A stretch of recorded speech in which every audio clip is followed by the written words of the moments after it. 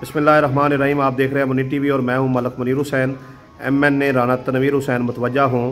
राना साहब, हम आपको याद करवाना चाहते हैं कि आपने ईसन गांव में जो है गैस पाइपलाइन का काम शुरू करवाया और बहुत सी गलियां जो हैं वो उनमें खुदाई की गई, लेकिन काम मुकम्मल नहीं हुआ, काम रुका हुआ है। बराए करम उसे काम को मुकम्मल करवाया जाए, लोग जो है वो तंगी का शिकार हैं।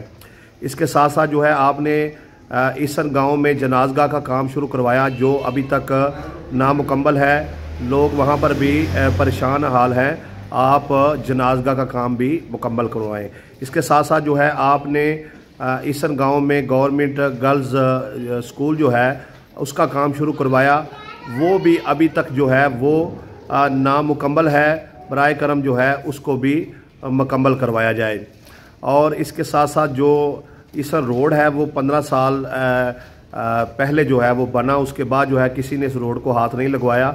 जहाँ तक जो है इस रोड की मरम्मत होने वाली है उस रोड को मरम्मत करवाया जाए और जो मनसूबा जात जो हैं आपने ईसन में शुरू करवाए उन तमाम मनसूबा जात को मुकम्मल करवाया जाए।